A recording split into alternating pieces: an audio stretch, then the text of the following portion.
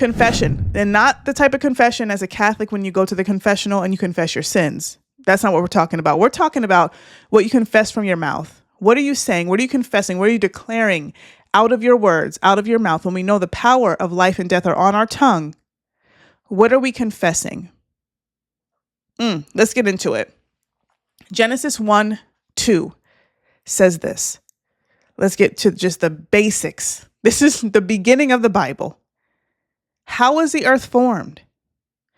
It says, the earth was without form, and it was void, and darkness was upon the face of the deep.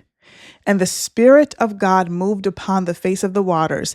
And God said, he confessed, he said it out of his mouth, let there be light, and there was light. Straight up, this is the first law that God ordained in this universe.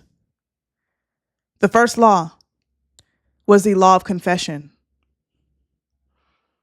because that's the first thing that created our existence, was him speaking to the darkness, to the deep. So big, right? Let's keep going. Genesis 1:26-27, it says, and God said, let us make man in our image.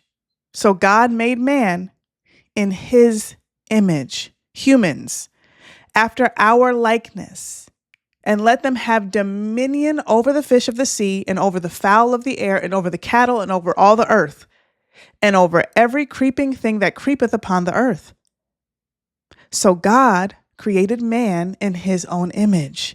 In the image of God, he created him. I mean, it's said it like, okay, once, twice, 3 times we have been told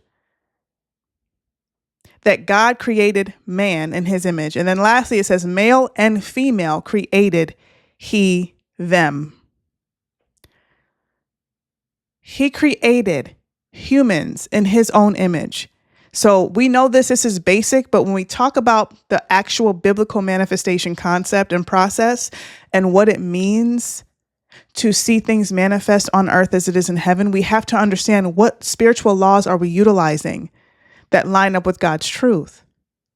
So if God made man and woman in his image, and we know that the first law that God ordained on this earth was the law of confession, then we also know that God established man and woman to be able to speak things, right? To be a part of this spiritual lawful process is to speak onto things that are not there, and then they are there.